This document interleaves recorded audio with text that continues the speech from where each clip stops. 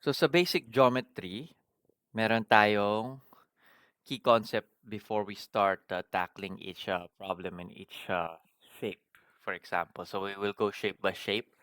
And the three main topics na tinatanong sa geometry is either perimeter, area, or volume. Itong tatlo lang usually. Dito nagre-revolve lang yung mga questions sa exam.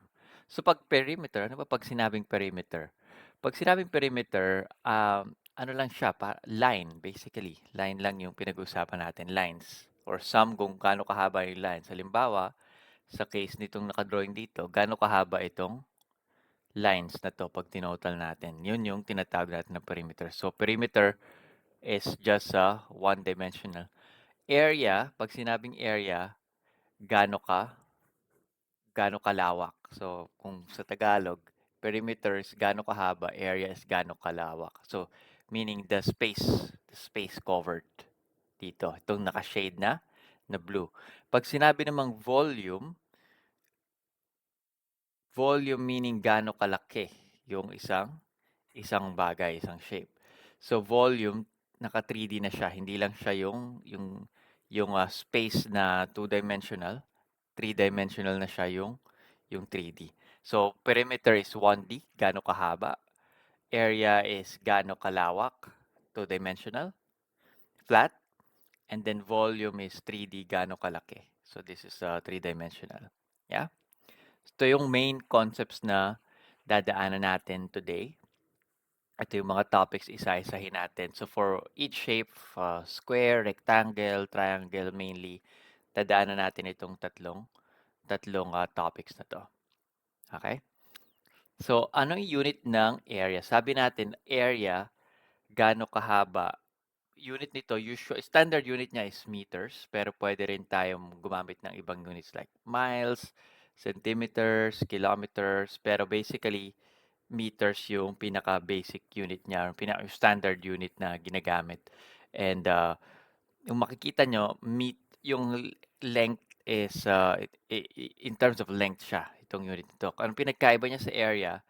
Ang area is measured in terms of meter squared or anything na length raised to 2. Bakit siya naging raised to 2? Kasi ang pinag-usapan natin yung space na. Kasi pag pinag-usapan yung space, ibig sabihin, ano na siya. Isipin nyo lang, sa units, kung one-dimensional siya, 1 lang yung exponent. Di ba may exponent yan na 1? Kung two-dimensional siya, 2 yung exponent, right? And kung three-dimensional siya, 3 yung exponent raised to the third power. So, yun lang yung tatandaan niya sa units. Later, pupuntahan natin yung formulas for each. But this is very important in terms of units. Pag minsan, yung nasa choice, magkaiba lang yung unit. So, yung pipiliin nyo yung tamang unit. So, again, ito pwedeng maging centimeter squared or mile squared. Ito rin pwedeng maging centimeter cube. Pwede ring liters sa volume. Uh, liters sa volume is 1,000 cubic centimeters, for example. Okay? So, those are the key concepts. Tandaan nyo to. Punta muna tayo by shape tayo. Punta tayo sa square. So, sa square, ano pag sinabing square? Square, ibig sabihin, magkakapantay lahat ng sides. So, 4 na sulok, tapos lahat ng sides niya pare-pareho ng haba, ng length. So, pag-drawing natin dito, so ito, this is a square, magkakapantay yan, yung dulo niya. Tapos, so, ibig sabihin, kung ang measure nito, sabihin natin na S, yung haba ng isang side, ang magiging haba ng kabilang side is equivalent to S din. S din tong side na to, S din to, S din to kasi square siya. Okay? So, lahat ng side, kung X yan, X lahat ng side. Kung 2X yan, 2X lahat ng side. Kung any number or any variable, any letter gamitin nyo, equal yan dapat lahat ng sides kapag square. So, that's your square, one-dimensional. Ngayon, paano mo ngayon kukunin yung perimeter ng square? Right? Pag perimeter ng square, ano ba sabi natin sa perimeter? Perimeter, one-dimensional lang, gaano kahaba lahat ng sides i-add natin. Lahat ng lahat ng linya na nandyan, lahat ng sides, that's your perimeter. So, paano natin kukuhanin yon? So, i-add lang natin. S, apat yung sides niya. Meron kang S, isa pang S, isa pang S, and isa pang S. So, apat na S or yun nga, sabi natin kanina, kung may value yan, yung value yung gagamitin natin, halimbawa 10, or kung ibang letters man yan, yun din yung gagamitin natin. So, nilagay lang natin na S as a general for side, general variable for side. So, apat na S yan, pwede nyo ring isulat as 4 times S or 4S. Okay? That's your perimeter for square. Now, paano naman kapag ang area ng square? Okay? So, sa area, sabi natin yung space na nako-cover. So, kung kailangan natin yung space na nako-cover, all we need to do is get the two sides, the measurement of the two sides, which is in the case of square, S lang yung pareho. Tapos ito, remember, 2D. So, ang kailangan nyo lang, pag meron kayong isang area, kung gusto nyo makuha gaano siya kalawak, kuhanin nyo lang gaano kahaba yung isang side, gaano kahaba yung isa pang side, tapos i-multiply nyo yun na yung area nyo. So, basically, in the case of square, S times S, or area is equal to S squared. Di ba? Remember, kapag sa day-to-day na conversation, halimbawa, meron tayong lote na pinag-uusapan. Ang dialogue natin doon, halimbawa 2 by 2 or 3 by 3 or 10 by 7 or 100 by 10. Yun yung ginagamit natin na linggo, right? By. But word na by. And pag sinulat nyo siya, may x. Halimbawa, 10 by 7, 10 times x. Kasi yun yung formula ng area. Yung haba ng isang side times isa pang side, that is equivalent to your area. In the case of square, side times another side, which is equal lang, or s squared. Now, paano naman kung volume? So, sa volume, kailangan na natin yung buo. So, meron tayong hindi lang yung area na ito yung area niya, isang face lang, di ba? Isang face lang. Ang another term for sa square, pag buo na, is cube, right? So, meron kang isang face dito, yan yung area mo. Pero kailangan mo pa nung para makuha yung three-dimensional ng isa pang dimension. So pag pinag-multiply mo yung tatlo na yan, makukuha mo gaano na kalaki yung cube mo, yung dimensions ng cube in terms of 3D. Gaano siya, ano yung 3D volume niya. So volume is just, kung yung area dalawang S, volume is three-dimensional, so tatlong S. So yung makuha nyo dapat na unit is meron kang raised to 3. So, in the case of square, tatlong beses ka lang mag-multiply ng side or s raised to 3. Ito na yung formulas for your square na equal lahat ng side or ng cube kung volume yung pinag-uusapan. So, 4 times the side yung perimeter, side squared yung area, and then yung volume is side cube. So, yung units na makukuha nyo, meters, meter squared, or cubic meters. Okay? So, yan ang sa square. Lagyan natin example para mas madaling mag-gets. So, medium example. Yeah, Janta is setting up a compost pit in his backyard. He decides on a square pit with each side measuring 1.5 meters. So, ito yung sketch natin para i-visualize natin. So, geometry problems, it's always good to visualize and then make your own sketch all the time in any geometry problem. So, setting up a compost pit in the backyard is square, and then with each side measuring 1.5 meters. Okay?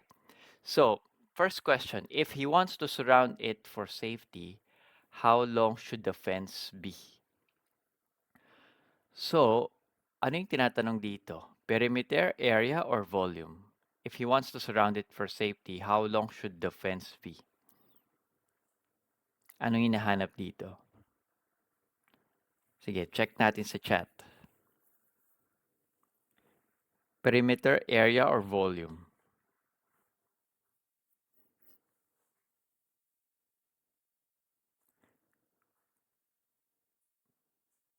Yeah. Anong clue dito? Kapag, isipin niyo lang, ah, again, perimeter is gaano kahaba, area is gaano kalawak, volume is gaano kalaki. Kalaki or kalalim or parang yung, yung volume niya, three-dimensional. So, ang hinahanap dito, sabi how long, ibig sabihin, gaano kahaba, right? So, hinahanap natin is perimeter ng fence. Kapag sinurround mo siya gusto mo raw isurround ng fence yung compost pit. So, hinahanap sa atin is, so sabi dito 1.5 daw yan for square. So, hinahanap sa atin is perimeter. Dinrawing natin, so each side 1.5 meters. So, drawing natin yung sides ng square. So, 1.5 each side. Ang hinahanap is perimeter kasi gaano kahaba. Itong pag in-add natin lahat ng side. So, anong formula niyan? I-add lang natin lahat ng side. So, S plus S plus S plus S. Itong apat na S. In the case of square perimeter, right? Or 4 times S. So, 4 times side. Anong length ng side nito? 1.5 meters. Right? Kung 1.5 meters, apat na 1.5 meters kasi square siya. Magkakasing haba. So, ito ay equal to 6 meters. Okay? Inad lang natin yung 1.5 kasi sabi sa problem, 1.5 to, 1.5, 1.5, and 1.5. So, ibig sabihin meron kang apat na 1.5. So, 4 times 1.5 is equal to 6 meters. So, yung fence nung square pit is equal to 6 meters. Unless gusto niya mag-excess na fence. Right? So, 6 meters kung sakto dun sa perimeter ng pit, ng compost pit. Okay? Question dito sa perimeter.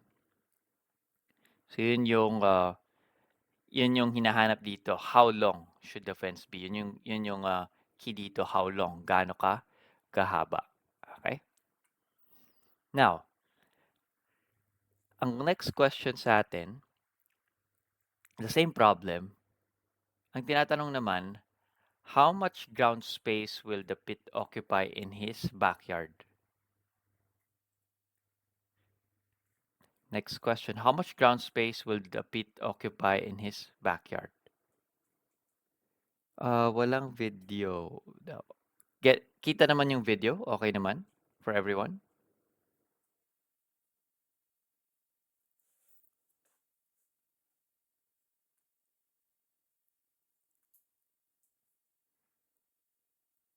Okay naman. Baka sa problem lang sa phone or desktop kay Joseph. Yeah. So, ang question dito, how much ground space will the pit occupy in his backyard? So, ang hinahanap sa atin is ito, how much space, right? How much space yung ma-occupy dito. In short, ang hinahanap sa atin is area. Okay? Gaano kalawak? How much ground space? Yun yung key dito. Ano yung space na ma-occupy? Gaano kalawak yung space na ma-occupy? So, hinahanap sa atin is area. And in the case of square, area is equal to the side, one side times the another side, or S squared. Okay? S squared yung sa area ng square. So 1.5, ano ba yung length ng isang side? 1.5. So 1.5 raised to 2 or 1.5 squared yung area natin. 1.5 times 1.5 is equal to 2.25. Okay? So kayo na lang maggawa nito sa paper ng 1.5 times 1.5. Ang isang shortcut dito is 15 squared is 225. Pero meron kang dalawang decimal places. So, yung 225, lalagyan mo ng dalawang decimal places, 2.25. Ano ang unit natin ng area? 2.25. Anong unit nito? Sige, check natin sa chat. Anong unit ng area?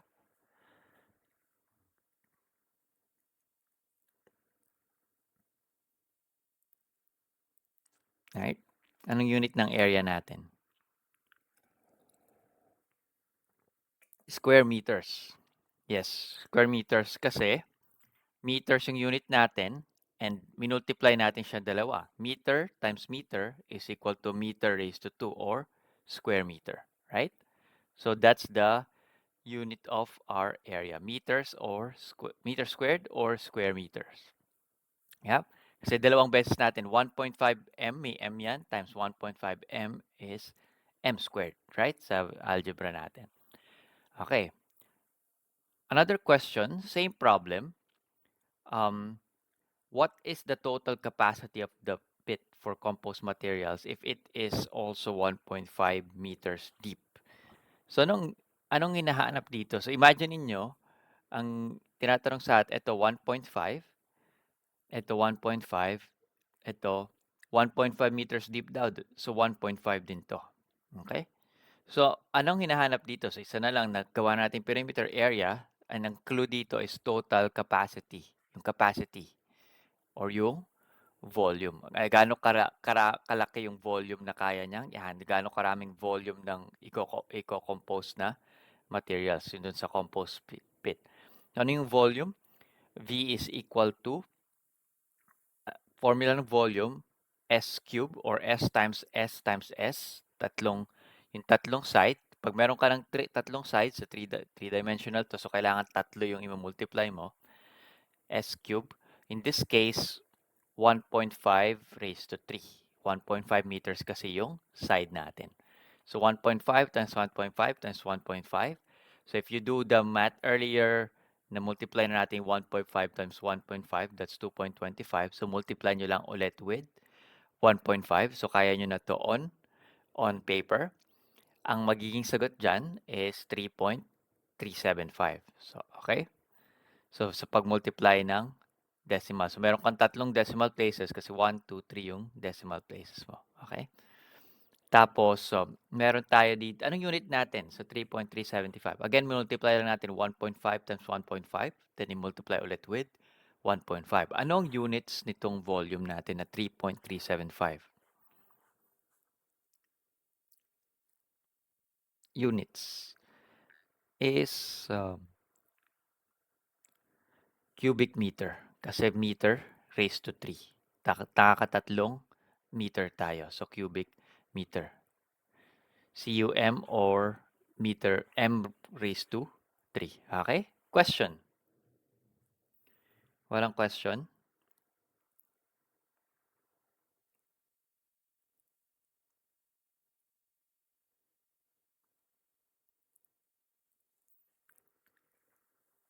Yan. Okay? Punta naman tayo sa next. So, rectangle. Rectangle, kind of similar with the square, but in the difference is that hindi equal yung length ng sides. So, equal yung dalawang side, pero yung dalawang side na isa pa equal din, pero hindi sila lahat equal yung apat. So, yan yung pinagkaiba ng rectangle sa square. So, perimeter, so ang tawag natin dito sa mahabang side for rectangle is length. Yung shorter side is width usually. And this one, in the case of rectangle, equal dapat yung dalawang side and yung dalawang side pa niya. So, dalawang side equal yung length, equal din yung width. Otherwise, hindi siya pwede tawagin na rectangle. So, rectangle equal dapat tong sides na yan. So, most cases naman na may encounter nyo sa exam is square, rectangle, or triangle. So, this is the rectangle. So, this is the one-dimensional. Paano natin kukuhanin yung gaano kahaba yung perimeter niya? So, ang gagawin lang natin, para lang sa square, pero this time, hindi lang tayo S. I-add natin lahat ng sides na nandyan. So, yung perimeter mo, is i-add mo lang lahat para makuha mo gaano kahaba yung perimeter. So, length plus width. So, makukuha mo na yung perimeter mo.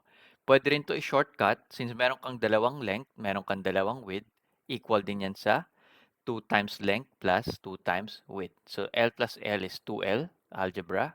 W is 2W. So, kung hindi pa familiar sa algebra, meron tayong lectures ng basic algebra, meron tayong recordings. So, yeah, this is the formula for perimeter ng rectangle 2L plus 2W. Next is yung area. Paano naman yung area ng rectangle? So, yung area ng rectangle is gaano kalawak tong space na to. So, same pa rin yung dimensions. Pero ang kailangan nyo lang, para makuha yung area again, kailangan nyo, two-dimensional, right? So, kailangan nyo ng dalawang i-multiply. Yun lang yung alalahanin nyo. So, i-multiply mo sa rectangle is just yung length times width. That's it. That's your area for the rectangle. So, meron kang, parang isa square din, meron kang, pag sa everyday conversation, ginagamit mo na may area ka na 2 by 2. Then, pag sinulat mo may x, 2x2. So, ganun din yung sa rectangle. So, let's just basically length times width. Paano naman yung volume? So, sa volume, three-dimensional na tayo. So, meron kang length, width. May isa ka pang kailangan kasi tatlo yung kailangan mo i-multiply para makuha yung volume. So, meron kang height. Gaano kataas. Kasi kapag area, flat lang yung rectangle. Kung gusto makuha yung volume, kailangan mo ng data ng height. So, length, width, at yung height. So, 3D. So, para makuha yung volume, i-multiply mo lang yung tatlo. Length times width times height. So, minsan, pag equal lahat yan, length with height equal, balik kang ulit sa square or cube. Right? So, square is a special case of rectangle in which all sides are equal. Okay? So, next question, example questions tayo for rectangle. So, medium pa rin. Yung may question dito yung exam, hindi siya live as in stream. So you will do it in the app, mare-record yung answers nyo doon, then meron ding detailed explanations. Yeah. So, yeah. So yung sa rectangle, try natin ng another medium example. So for example, Sarah is planning to build a rectangular swimming pool in her backyard with a length of 7 meters and a width of 3 meters. So drawing natin, any geometry problem, drawing nyo muna.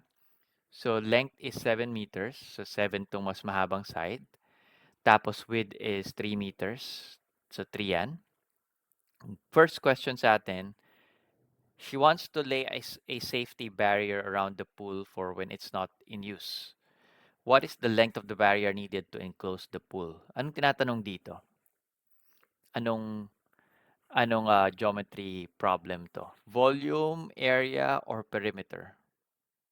Perimeter, area, or volume? So ang key dito is makikita nyo is length, right? Tinatanong sa atin is length. What is the length of the barrier needed? Ibig sabihin, gusto niyang enclose safety barrier around the pool and length. So yun yung key nyo. Ang hinahanap sa atin dito is perimeter. Kasi gaano kahaba yung kailangan mo ilagay na barrier para ma-enclose yung surroundings ng pool. So, perimeter ng rectangle, sabi natin, is i-add lang natin lahat ng sides, L plus WW or 2L plus W. Ano ba yung length natin? Length natin is 7. So, 7 meters. So, substitute lang natin 2 times the length, 7. Then, substitute natin yung width. So, 2 times the W width is 3. So, ang perimeter natin is equal to 2 times 7 is 14. 2 times 3 is 6. So, perimeter is equal to, this should be 20. Let me correct this now. This should be 20 meters.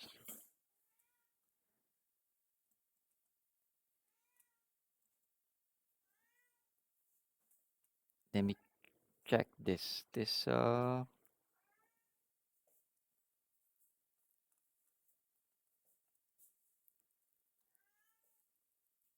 Yeah, in just a sec. 20 meters. Yeah.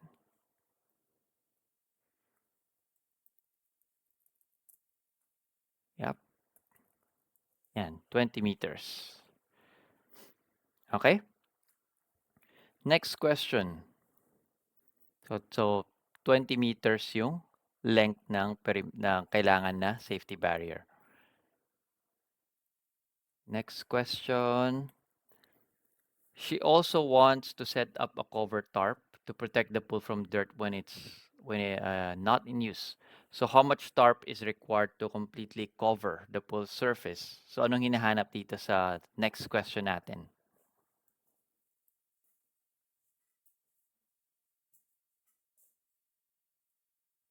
Yeah? Anong hinahanap sa next question natin?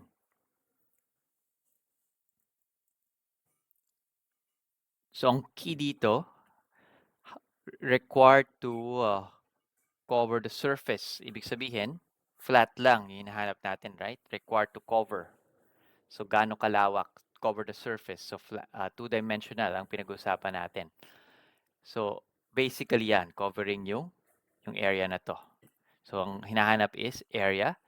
And area is, saan equal ang area? Length times width. So area is length times width.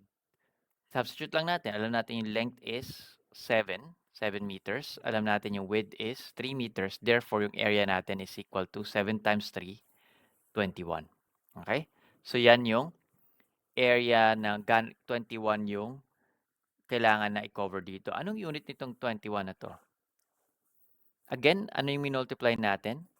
Meron kang 7 meters times 3 meters. So meron kang 2 meters or meter squared or square meters. So ang kailangan na area ng tarpaulin to cover this is 21 square meters para matakpan yung buong pool.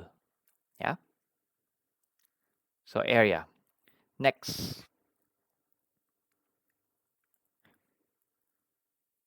Assume the pool is 1.2 meters deep. If water costs $2 per cubic meter, around how much will it cost to replace the water in the pool? Anong hinahanap sa atin? Volume na, right?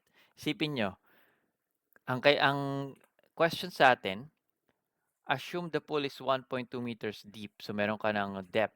Ibig sabihin, then meron ka rin makikita nyo may cubic meter. So involving volume na tong question na to. Ang tinatanong, magkano raw kapag papalitan yung tubig sa pool? Ibig sabihin, ang sabi dito, $2 per cubic meter. So ibig sabihin dito, ang gagawin nyo, it costs to replace the water in the pool. Kukuhanin nyo muna, gaano karami ba yung tubig sa pool, right? Yung tubig sa pool, gaano karami, then, in terms of cubic meter, kung alam nyo na, alam nyo rin yung cost per cubic meter, makukuha nyo na yung, uh, yung cost per cubic meter, yung ng water to replace the pool. So, kuhanin muna natin yung volume. So, volume is length times width times height. So, ano yung length times width, ano yung length natin? Length natin is 7 meters. Width natin is 3 meters. Then yung height natin or yung depth is 1.2. So, multiply lang natin itong 7 times 3 times 1.2. 7 times 3 is 21. Then times 1.2 equal yan sa 25.2. This is your cost this is your cost, this is your volume. So 7 times 3 times 1.2, this is your volume in, may error again, this is a volume in terms of cubic meter. Yan.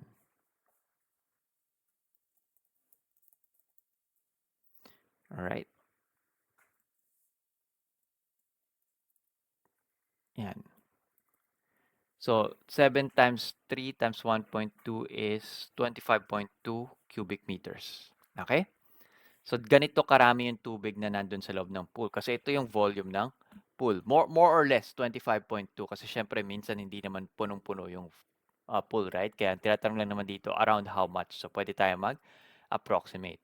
Now, pero hindi pa 'to yung answer. Kailangan natin kuhanin yung cost. So sa exam, sabi sa inyo before, makikita nyo yung choice na yan sa yung volume, makikita nyo sa choices may 25.2. So, ang purpose nun, para malito yung nag-exam. So, ganun ang pag-design ng mga questionnaire sa exams. So, ilalagay nila doon halimbawa 25.2 pero hindi naman yan yung hinahanap. Anong hinahanap sa atin? Yung cost ng water. Para makuha mo yung cost ng water, yung volume i-multiply mo yan sa cost ng water. Kasi yung water mo is per cubic meter. So yung cost mo is 25 cubic meter. So approximate lang tayo. Depende sa choices. So tingnan nyo lang yung choices kung pwede tayo mag-approximate. So sabihin natin 25 cubic meter. Magkano ba yung cost per cubic meter? $2 per cubic meter. So medyo mahal yung tubig. So 25 cubic meter times $2 per cubic meter, magka-cancel si cubic meter kasi nasa numerator to, ito nasa denominator, makaka-cancel siya. Ang maiwan na lang sa atin na units is dollars. So 2 times 25 is 50. So that's the unit dollars. So yan na yung cost ng pag-replace ng tubig yung volume ng tubig na nasa pool. So kung i-empty mo siya, tapos papalitan mo ulit, that's the cost of the new water you used to replace when you empty the pool. Okay? Question sa rectangle. Okay tayo dito. Napunta tayo sa triangle. So for triangle, similar din. Meron tayong perimeter. Drawing natin yung triangle. So sabihin natin ng triangle, meron kang sides na A, B, and C. Yung sides mo, not necessarily na magkakasing haba. So minsan, equilateral triangle, ibig sabihin equal lahat. So minsan naman, walang side na equal, minsan dalawa lang equal. So either way, triangle pa rin siya basta meron kang 3 corners. So, paano kinukuha ang perimeter? So, one-dimensional lang siya, gaano kahaba to? I-add nyo lang din lahat. Gaano kahaba yung side A, side B, saka side C. So, yun yung perimeter ng triangle. Okay? I-add nyo lang yung tatlong sides. Kung equal yan lahat, say A or X, edi 3 times X or 3 times A or 3 times S kung S yung ginamit nyo na variable na letter. So, in general, the three sides, A plus B plus C, that's your perimeter. Ngayon, paano naman yung area ng triangle? Now, so triangle, para kuhanin yung area, kailangan nyo ng mag-multiply ng dalawa, right? So, area is two-dimensional, so dalawang dimension, dalawang length yung kailangan nyo i-multiply. So, sa triangle lang kailangan nyo yung base at yung height. So, yung height ng triangle, yung base mo is isipin nyo lang yung triangle nyo nasa ground. So, yun yung base, right? Yung height is kung gaano siya katangkad. So, gaano yung height niya from the ground. And yung cover yung nasa civil service exam, yung height lang na kailangan nyo doon is yung isang side ng triangle, equivalent na siya sa height. May mga triangle kasi na kailangan nyo pa i-derive ano yung height niya. Hindi siya equals to one of the sides. So, sa civil service exam, ang mga ma-encounter nyo doon, yung isang side mo, equal na siya sa height. Hindi nyo na kailangan mag-derive siya. Okay? Mas advanced problems na yung hahanapin nyo pa yung height kasi hindi siya equal sa A, B, or C. So, in this case, yung height natin is yung isa sa mga side na yung patayo. Right? Perpendicular. Patayo versus yung ground. Okay? So, isipin nyo lang dyan, yung height is 90 degrees. Yung sign na yan, yung yellow sign na yan. Ibig sabihin yan, perpendicular sa ground, 90 degrees. Okay? Two-dimensional, so kailangan nyo i-multiply dalawang units, kailangan nyo multiply para makuha yung area ng triangle. Pero ano bang area ng triangle? Isipin nyo, kung rectangle to, kaya drawing natin, halimbawa rectangle siya. Anong area kung rectangle ito? Anong magiging area? Anong formula ng area? Kung ito yung length niya, yung sabihin natin na B yung length niya, ito yung width niya, sabihin natin na H yung width, anong formula ng rectangle na yon? Right? Anong formula ng rectangle? Length times width, right? So in this case, kung yung length mo is B, yung width mo is H, ang area ng rectangle na to, yan yung kasama yung red line. Ang area niya is base times height. Yun yung rectangle. Right? Base times height. Length times width. Or B times H. That's the area of this rectangle. Okay, gets niyo 'yun? Ito yung kanina natin, length times width. Itong isipin niyo 'tong rectangle na 'to. In the case of triangle, tignan niyo ano sa tingin niyo yung formula ng area ng triangle? 'Pag tinignan niyo 'tong drawing natin. Kalahati siya nung area ng rectangle, tama? Yung rectangle, isipin niyo itong buo na 'to, rectangle, yung area ng triangle, kalahati lang, right? Kalahati lang siya nung nung rectangle na nandito. Kaya ang area ng triangle nyo is base times height. Ito yung rectangle part, itong buo na 'to, i-multiply nyo siya sa 1/2 or base times height over 2 kasi kalahati lang siya nung rectangle. That's the formula of triangle area. Ito lang yung medyo mas mahirap tandaan na formula ng area kasi yung isa madali lang, length times width, yung sa square, s squared lang. Ito, base times height times 1/2 kasi kalahati siya nung rectangle. Okay? Now, paano kung ito yung triangle natin, ginawa natin siyang ganito? So take note, pwede nyo mapagbaliktad si base times height, nyo siya mapagpalit. Pwedeng ito yung base, yung mas maikse, yung height kanina, as ito na yung magiging height, yung base kanina. Same lang triangle na to, ni-rotate lang. So kahit mapagbaliktad nyo yung base times height, okay lang. Kasi yung formula nyo, base times height or height times base. It doesn't matter. Same area pa rin yung makuha nyo. Okay? Tapos pag meron kayong triangle na ganyan perpendicular sa base, sa ground, yung longest side nyo, yung opposite dun sa angle na yon, yung mahaba dito. Yan yung longest side. Yeah? Okay? Opposite dun sa right angle or yung angle na yung nag-specify ng perpendicularity to the ground or base. Yan, nandito ka. Yan. So, nandun yung longest, yung side na opposite nun. Okay? Punta tayo sa example for triangle. So, Rocco is making a triangular flag for his pigeon house. The flag has sides of 7, 24, and 25 centimeters. With the 7 centimeter side attached to the pole and the 24 centimeter side parallel to the ground. So, first, drawing natin. So, ito yung ground. Pigeon house. Pigeon. And then, meron kang flag. So, yung flag, yan, drawing natin dito yung flag. Okay? Tapos, move natin siya sa side dito. Okay?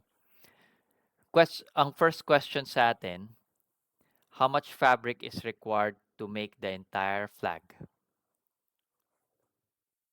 Anong hinahanap dito? Anong perimeter or area? How much fabric is required to make the entire flag? Sige, check natin sa chat. Area yung hinahanap sa atin. So, how much fabric? Fabric, di ba, flat? Like two-dimensional ang fabric. So, yun yung clue dito. To make the entire flag, right? So, flag is also two-dimensional. So, area yung hinahanap sa atin. So, area, as we saw earlier, base times height over 2. Ngayon, ang question, alin dito sa mga to, ito yung mahirap sa triangle, alin dito sa tatlong side yung base, alin yung height, right? So, paano natin i-determine alin yung base, alin yung height? So, sabi sa problem, yung 7 centimeter attached to the pole. So, ito yung 7 centimeter. Tapos, 24 centimeter side parallel to the ground. So, parallel to the ground, ibig sabihin nakahaba siya, nakahalera, parallel to the ground. Ayan, ang isa pang pwede nyong alalahanin dito is yung pag parallel to the ground tong base, meron kang right angle dyan.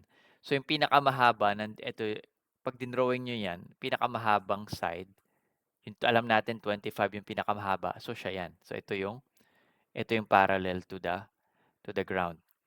So, So, ito yung 24 side parallel to the ground. Alalahanin nyo lang, ang una nyong, pag nag-sketch kayo ng triangle, usually right triangle or may right angle ka to the base. So, ito yung height mo, yung dito sa side na to. Then, yung pinakamahabang side, hanapin nyo, 7, 24, 25, 25, siya yun. Itong pinakamahaba. Yung hypotenuse na tinatawag. So, you don't need to worry about the term. So, 25 to, then ito na lang yung natitira. Ito yung 24. So, question, anong clue ang i-half namin? So, pag triangle, lagi siyang naka-half. Naka-half yung formula pag triangle. Bakit siya naka-half? Kasi yung rectangle, length times width, parang base times height.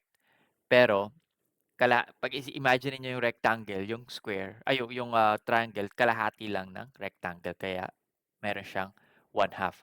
So, 7, yung height natin dito, 24 yung base. Or kahit mapagbaliktad nyo siya, okay lang. As long as hindi nyo gagamitin yung 25. Hindi kayo magkaka-error. Kasi 25 yung longest side.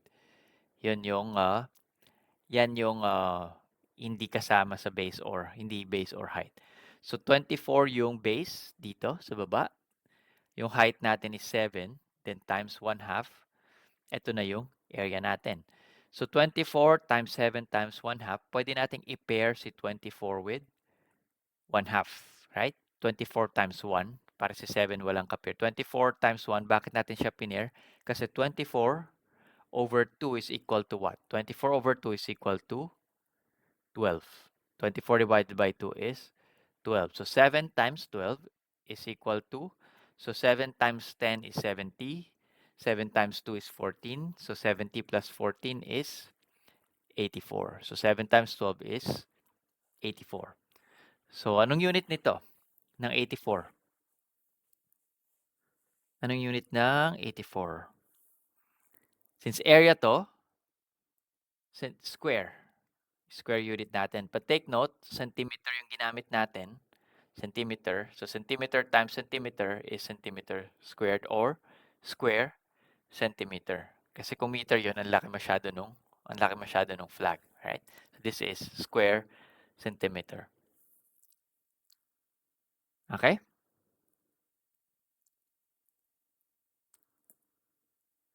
Tapos, next natin, same problem, how much binding tape is needed to reinforce the edges of the flag? Anong ibig sabihin nito? How much binding tape is needed to reinforce the edges of the flag? So, basically, meron ko yung binding tape para hindi matastas yung side ng flag, right? So, isipin nyo lang yung tinetape nyo yung isang side, then tape nyo yung kabilang side, tape nyo yung kabilang side. Parang itupin nyo yung tape na nasa dalawang side ng flag. So, ang hinahanap nyo dito, ito, isusurround nyo yung ng binding tape yung mga side. So, basically, this is a perimeter question. So, binding tape. Assuming na yung binding tape na kailangan nyo, hindi nyo siya dodoblehin ng tape, right? Isang tape lang. So, yun yung assumption natin.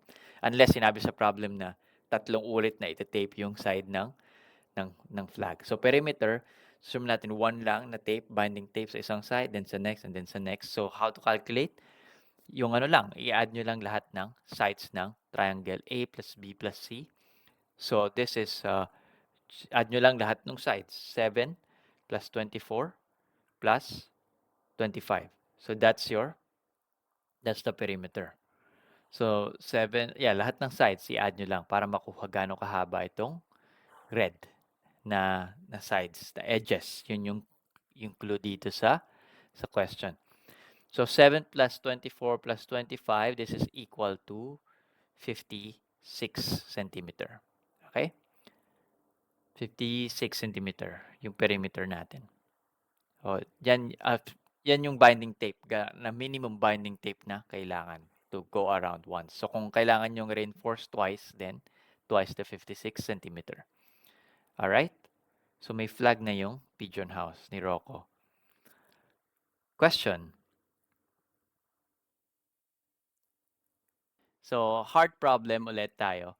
One side of the triangle is twice the length of the shortest side and the other side is 6 centimeter longer than the shortest side. how long is the shortest side if the perimeter is 38 centimeters? So this problem requires you to have an understanding of algebra. So using x, so solving for x. So again, if kailangan nyo kung hindi pa kayo familiar, pwede nyo i-check yung lecture natin ng basic algebra na part 1, yung foundations, and then part 2 yung word problem. So similar din to, it's a algebraic word problem, pero nilagay natin siya under geometry kasi special case siya na kailangan ng knowledge ng geometry. So this one, how long is the shortest side of the perimeter is 38 centimeters. So ang una nyong gagawin sa problem, drawing nyo. So, yung triangle natin. So, hindi kailangan exact na drawing. Since perimeter lang yung hinahanap sa atin, pwede nyo mapagpalit-palit yung mga sides. So, drawing lang kayo ng any triangle. And then, sino yung ile-let x natin dito? So, kailangan natin ng algebra. So, gamit tayo ng let x to find the unknown. Actually, kahit saan yung, as I mentioned before, kahit saan nyo i-assign yung x na side, okay lang. Pwede yon. Kahit saang side siya i-assign, tama pa rin yan. Pero mas convenient siya i-assign sa shortest side, dito sa pinakamaiksi. Bakit siya mas convenient i-assign? Kasi yung shortest side, siya yung basis ng or reference ng ibang side. So halimbawa, yung isang side, twice the length of the shortest. Yung isa naman, 6 cm longer than the shortest. So yung shortest, yung mas madaling reference point. So siya na lang i-assign natin as x, yung shortest side or side A. Ngayon, yung isang side, sabi dito, one side is twice the length of the shortest side. So that's your 2x. Twice the length of the shortest. 2x yung isang side. Ano yung isa pang side? The other side is 6 cm longer than the shortest side. So, 6 cm, ano yung shortest side? X, 6 cm longer. So, x plus 6. Yan yung isa pang side. Tawagin natin na side C. Again, kahit mapagbali-baliktad nyo ito, x mapunta dito, x plus 6 dito, 2x dito, okay lang kasi ang tinatanong dito is perimeter. So, perimeter, i-add nyo lang naman siya, lahat ng sides. So, okay lang kahit magbali-baliktad. So, sabi na sa problem, 38 cm yung perimeter. So, kapag in-add nyo to lahat ng sides, yung length niya, equal yan sa perimeter, which is 38. 38 yan dapat. Yan. Yeah? So, 38 centimeter equal yan sa x, yung isang side, plus 2x, and then plus x plus 6 yung pangatlong side. So, in-add nyo lang lahat ng side. So, ito na yung equation natin. So, pwede na natin makalculate si x. Again, in-add nyo lang yung tatlong side, a, b, c. Yung unang side is x, pangalawa is 2x, pangatlo is x plus 6. So, meron tayong ganitong equation. Lagay natin dito. 38 is equal to x plus 2x plus x plus 6. Pwede natin ma-solve si x. Now, we solve for x. Combine nyo lang lahat ng may x dito. Equal yan sa this one, x plus 2x plus x is 4x. Then, transfer natin si 6 sa kabila. Transpose natin, magiging negative 6. So, this side will become 32 is equal to 4x. Right? Then, para makuha si x, divide natin both sides by, so lagay natin dito, 32 is equal to 4x, divide natin both sides by 4. So, maka-cancel si 4 dito. 32 divided by 4 is equal to 8. So, x is equal to 8. Yan yung, ano ba yung hinahanap na sa atin? Shortest side, right? Saan equal si shortest side? Si x. So, equal siya, yung answer natin is 8. So, again, sa mga exam, ilalagay nila sa choices si 8 plus 6 is 14. Ilalagay nila 8 times 2, 16. So, be careful lang ano yung tinatanong mismo. Yung shortest side yung tinatanong, so x, yun yung value. Minsan kasi pag na-calculate mo si x, kailangan pa i-calculate yung side na hinahanap. Ang maganda sa mga word problem, pwede nyo ma-check kung tama ba yung sagot nyo exactly. Sabi natin, ito yung tatlong sides, x plus 2x and x plus 6. So, ang total dapat nito is 38. Yung x natin is 8, yung shortest side. Yung 2x na side is 2 times 8 or 16. Yung isa pang side na x plus 6 is 8 plus 6 is equal to 14. So, dapat, perimeter is 38, right? Pag tinotal natin to, dapat equal sa 38. So, tama. 8 plus 16 plus 14 is 30, plus 8 is 38. So, tama yung answer natin. Okay? Question.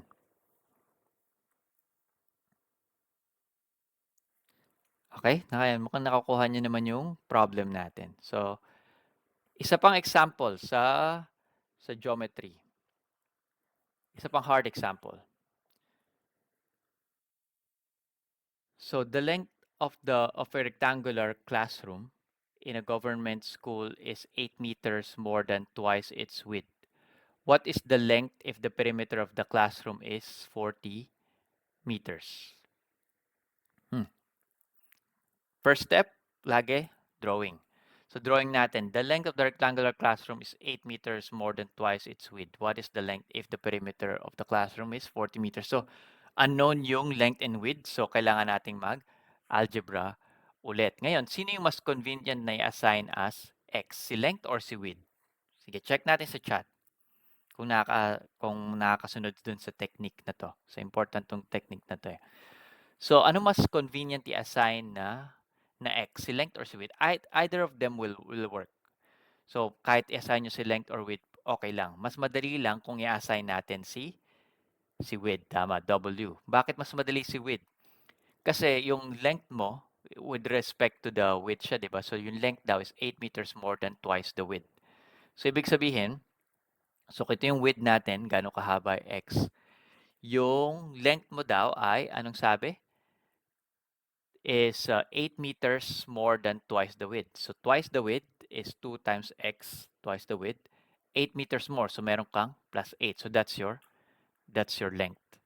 So ito yung length natin. 2x plus 8 tong dalawang side na to. Right? No, mas convenient yan. Mas convenient siya this way.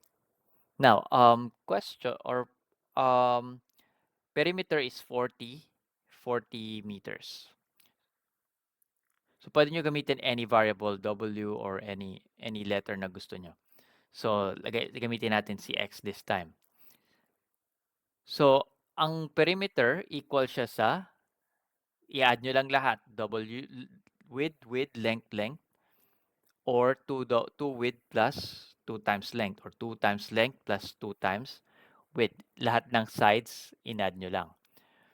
Ngayon, in this case, ano yung, ilagay natin yung length, width natin sa kayong perimeter, right?